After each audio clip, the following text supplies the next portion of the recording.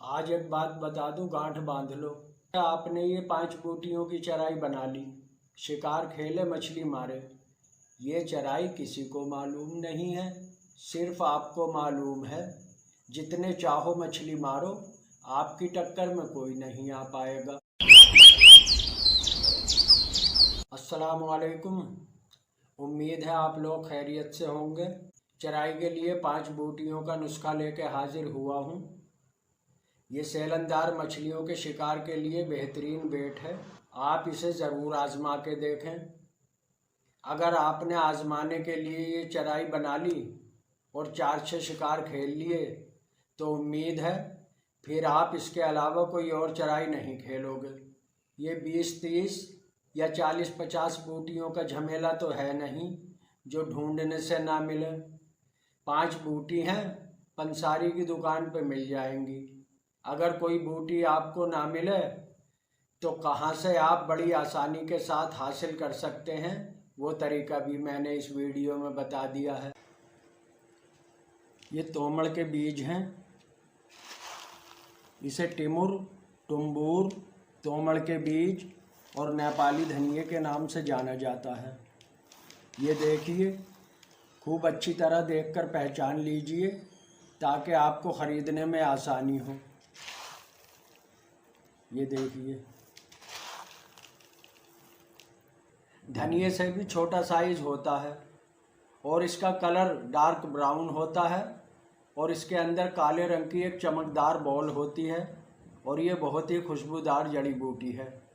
आप इसे अपनी चराई में ज़रूर इस्तेमाल कीजिए। ये हाजमे के निज़ाम को दुरुस्त रखती है।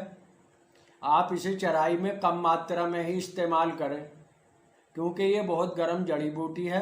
अगर ज़्यादा मिकदार में इस्तेमाल करेंगे तो मछली को दस्त लगने का अंदेशा है। और आप तो अच्छी तरह जानते हैं कि इंसान को 1-2 दस्त आ जाए तो कैसी हालत हो जाती है। मछली तो फिर भी मछली है, हमें इसका ख्याल रखना चाहिए। हमें शिकार करना है, मछली को बेकार नहीं करना है दोस्तों।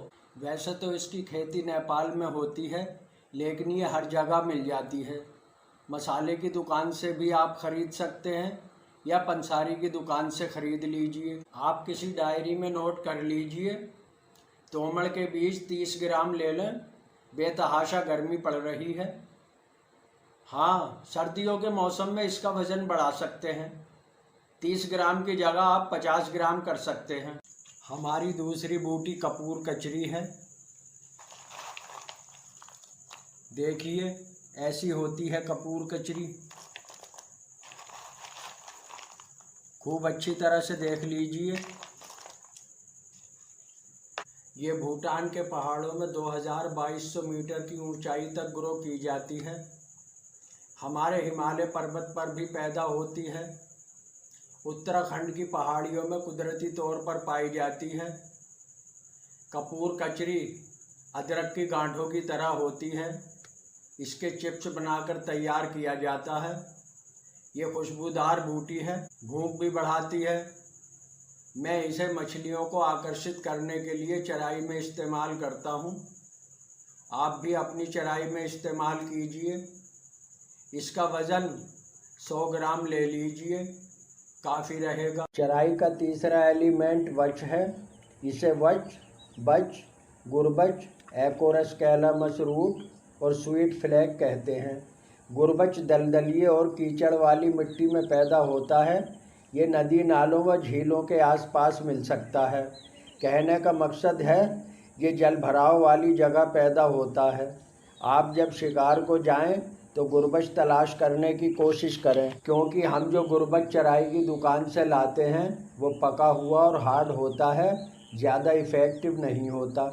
इसके पौधे 2 फुट से लेकर 5 फुट ऊंचे हो सकते हैं। अगर आपको कहीं मिल जाएं तो इसकी कच्ची रूट ले लें, ये बहुत कारगर होती है। गुरबच एरोमा के साथ साथ anti inflammatory, antioxidant, anti fungal और एंटीबैक्टीरियल गुण रखता है। बच का चूरन चराई में इस्तेमाल करने से मछलियों को दस्त लगने से बचाता है और एक अच्छी खुराक मिल जाती है। डाइजेस्टिव सिस्टम ठीक रहता है और सेहत व कुव्वत मिलती है। मैं नहीं चाहता मेरे घाट की मछलियाँ बीमार पड़ें, कमज़ोर हो जाएं। मैं एक सेहतमंद और ताकतवर मछली का शिकार करना पसंद करता हूँ। बच पाउडर की थोड़ी मिकदार मुनासिब है। ज़्यादा डाल दिया तो मछलियों के पेट में दर्द कर सकता है। दीगर बूटियों के कंपैरिजन में गुरबच 50 ग्राम बेहतर रहेगा। मैंने चौथे नंबर पे लिया है काला दाना। ये देखिए, ये ऐसा होता है काला दाना। चराई में कितना पाउडर डालना है, इसके पेड़ पौधे और बीज की पहचान बता दूं, ताकि आपको काला दाना हासिल करने में आसानी हो। इसका आकार तिकोना, रंग गहरा होता है, चराई में खासी अहमियत रखता है। स्वाद कसैला है, तासीर गर्म है, दस्त लगाने में माहिर है। काले दाने को ब्लैक सीड और कृष्ण बीज भी कहते हैं। पूरे भारत में पैदा होता है। काले दाने का कोई दरख्त वगैरह नहीं होता। ये एक बेल वाला प्लांट है। अक्सर सड़क किनारे झाड़ियों और पेड़ों पे मिल जाता है। इसके सुंदर फूलों के लिए लोग इसे अपने बाग बगीचों में लगाते हैं। इसके फूल सुबह के वक्त खिलते हैं, इसलिए इसके प्लांट को मॉर्निंग ग्लोरी कहते हैं। काला दाना सर्दियों में पक जाता है और झड़ के गिर जाता है। मॉर्निंग ग्लोरी का प्लांट गमले में लगा के आप अपने आंगन में या छत पे भी ग्रो करके काला दाना हासिल कर सकते हैं। पंसारी की दुकान से भी खरीद सकते हैं। काला दाना सिर्फ 100 ग्राम लेना है। आज एक बात बता दूं, गांठ बांध लो। चराई का चटकूलों वाला हिसाब है, ऊपर नीचे कर लिया करो, तुकबंदी किया करो, तजुर्बे किया करो। बूटियों का वज़न कम ज़्यादा करके चराई बनाओ और तजुर्बे करो। मिसाल के तौर पे आपने ये 5 बूटियों की चराई बना ली, शिकार खेले, मछली मारे। अगली बार जब चराई बनाओ तो बूटियों का वज़न कम ज़्यादा करके बनाओ और शिकार खेलो। फिर चराई बनाओ तो फिर बूटियों के वज़न में उलटफेर कर दो। मान लो आपकी चराई कामयाब हो गई। ये चराई किसी को मालूम नहीं है, सिर्फ आपको मालूम है। जितने चाहो मछली मारो, आपकी टक्कर में कोई नहीं आ पाएगा। नुस्खे की 5वीं और लास्ट बूटी नागर मोथा है। नागर मोथा एक जड़ी बूटी है जो पूरे भारत में घास की शक्ल में पैदा होता है। इससे इत्र बनता है और दवाई के काम आता है। नागर मोथा नमी और पानी वाले इलाकों में ज़्यादा पाया जाता है। इसके झाड़ी नुमा पौधे होते हैं। नागर मोथा नदी नालों के किनारे की नमी वाली ज़मीन में पैदा होता है।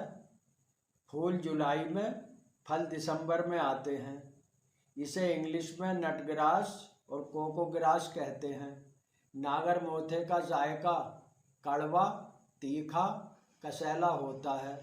इसके पत्ते लंबे और पतले होते हैं। इसके तने में छोटे अंडे जैसे कंद यानी फल लगे रहते हैं, जो बाहर से पीले और अंदर से नारियल जैसे सफ़ेद होते हैं। नागर मोथे के फल को तोड़ने पर खुशबूदार महक निकलती है, जो रोहू मछली को बहुत लुभाती है। नागर मोथे के कंद चराई के लिए बहुत काम के होते हैं।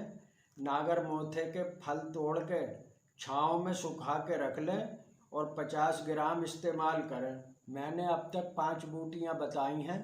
ये सेलंदार के शिकार में बहुत अच्छा काम करती हैं। 5 बूटी भून लो, कूट पीस के तैयार कर लो।